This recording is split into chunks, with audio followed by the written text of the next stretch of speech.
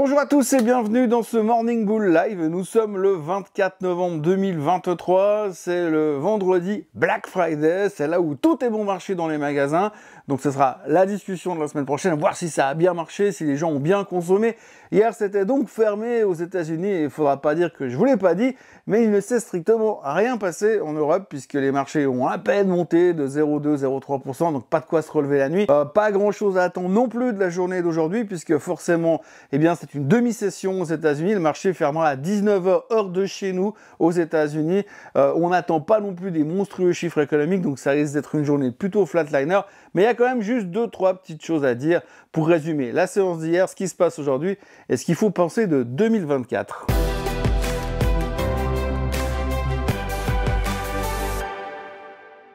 Donc s'il faut retenir quelques points de détail de la séance d'hier, on notera tout de même que la Banque Centrale Européenne a publié son rapport mensuel de ce qui se passe au niveau de l'économie, au niveau de l'inflation et au niveau de ce qu'ils vont faire avec les taux. Alors évidemment, ils ont annoncé que l'inflation était en train de revenir dans une zone à peu près contrôlable et contrôlée et que, a priori, ils ne devraient plus trop monter les taux, mais ils ne peuvent pas l'exclure non plus. Donc c'est plus ou moins le même discours que tient la Fed aujourd'hui. Ils restent au quiche, on sait qu'ils ne veulent pas vraiment baisser les taux immédiatement, ça c'est exclu, mais en tous les cas, on peut pas non plus savoir si vraiment on va complètement stopper ce cycle de hausse des taux, donc ça reste la grosse interrogation. Nous, du côté des marchés, comme on le sait depuis quelques jours, on est convaincu que c'est terminé et que la prochaine étape, ce sera forcément la baisse des taux. Mais pour l'instant, la communication des banques centrales, que ce soit de la Fed ou de la Banque centrale européenne, eh bien, c'est que pour l'instant, ça baisse, ça va dans la bonne direction, mais on est sûr de rien. Aujourd'hui, au niveau chiffre économique, il y a l'Allemagne qui va publier son GDP, son PIB, donc on va savoir où ils en sont. Globalement, ils sont techniquement pas loin de la zone de récession, pour ne pas dire qu'ils sont déjà en récession technique. C'est toujours extrêmement difficile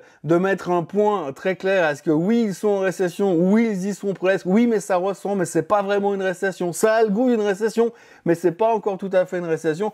En tous les cas, les chiffres d'aujourd'hui devraient pointer vers un PIB négatif sur l'Allemagne qui continue de souffrir majoritairement de la guerre en Ukraine en plus du reste. Donc forcément, ce serait pas terrible, mais c'est pas non plus une grosse surprise, ça fait vraiment que ça ralentit. Ce serait pas génial pour la zone européenne, mais visiblement le DAX s'en contrefout puisque lui, il continue de monter de toute manière allègrement ces derniers temps. Aux États-Unis, on aura le PMI manufacturier qui sera publié cet après-midi. Je suis pas sûr que ce soit très important. Comme on l'a dit, demi-session. Il faut savoir aux États-Unis qu'en général, eh bien, c'est une journée qui est relativement faible en termes de volume parce que les gens, ils se précipitent dans les magasins pour aller consommer comme des fous pour faire booster l'économie et acheter des trucs à 70% moins cher parce que c'est trop génial le Black Friday. Les traders vont rester au bureau jusqu'à 13h heure américaine pour pouvoir continuer à traiter. Il y aura peut-être un petit peu plus de volatilité que d'habitude sur les marchés financiers aux États-Unis parce que peu de volume. Historiquement parlant, on a quand même réussi à trouver une statistique aujourd'hui. Entre 1950 et 2022, le marché, le jour de Thanksgiving, bouge en général entre moins 1,5% et plus 1,5%. Alors bien évidemment, il y a des années, il n'a pas fait grand-chose. D'autres, il a fait plus 1,5, d'autres, il a fait moins 1,5. C'est pas une moyenne générale. En gros, ce que ça veut dire, c'est que, a priori, aujourd'hui, ce jour de Black Friday, le marché pourrait monter ou alors, il pourrait baisser. Maximum 1,5% dans les deux sens. Facile la bourse, hein. Et puis ce matin, à noter aussi en Asie que c'est plutôt dans le rouge. Le Japon tient le coup avec des chiffres économiques relativement intéressants du côté de l'inflation pour eux. Pour le reste de l'Asie, il y a un peu de pression vendeuse sur les marchés de Hong Kong et de la Chine parce que ça avait rebondi un petit peu grâce au soutien économique du gouvernement. Maintenant, on prend un peu les profits. Le marché, le Hang Seng à Hong Kong perd 1,8%. À noter aussi qu'il y a une boîte aujourd'hui qui est dans le luxe qui s'appelle Chow Tai Fook, qui a annoncé des relativement bons résultats, mais qui n'a pas été super bien pris par le marché, puisqu'elle perd 11%, pesant du même coup sur l'indice de Hong Kong. Mais autrement, ça reste plutôt des choses très très classiques. Et puis, on va terminer cette très courte vidéo du Black Friday avec une excellente nouvelle, puisque si l'on part du principe que la hausse des taux est terminée, eh bien, les analystes, les stratégistes se sont lancés dans les bouquins d'histoire de la finance mondiale et se sont rendus compte que généralement, après une annonce, enfin à la fin d'une série de hausses des taux, comme on vient a priori de le vivre, eh bien, en général,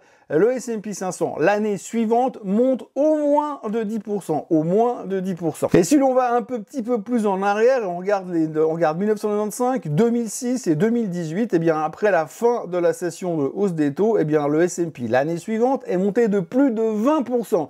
Ce qui fait dire à ce stratégiste qui a bossé pendant tout le week-end là-dessus, c'est que normalement, si ça continue comme ça, si les taux ne montent plus et si l'inflation reste effectivement sous contrôle, l'année prochaine, on pourrait avoir, selon lui, une hausse de 24% entre le 1er janvier et le 30 juin. Pourquoi seulement cette période-là? Parce qu'il estime que pour l'instant, le marché a estimé que la hausse des taux serait terminée déjà au mois de juillet, donc c'est déjà dans leur tête, et qu'aujourd'hui, on est revenu au niveau du mois de juillet, donc le rebond qu'on a fait, il compte pour beurre. Maintenant, on repart depuis là, et on peut espérer monter de plus de 20% d'ici le mois de juin, quand ils vont annoncer la première baisse des taux. Oui, je sais, ça ne veut rien dire, mais enfin, c'est la bonne nouvelle de l'année prochaine, puisque statistiquement, eh bien, après la fin de la hausse des taux, ça monte. Sauf que, oui, il y a forcément des exceptions, et l'exception, elle date de l'an 2000, puisque en l'an 2000, la dernière hausse des taux a eu lieu mi-mars 2000, juste avant que la bulle Internet explose. Et puis, ça a bien évidemment, les mois qui ont suivi, et l'année qui a suivi, c'est pas cette année-là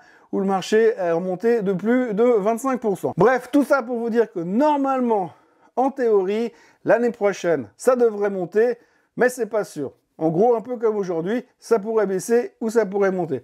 Et oui, c'est comme ça la finance. Tout ça pour vous dire qu'aujourd'hui, c'est une journée de calme total sur les marchés, peu de volume, les Américains sont pas là.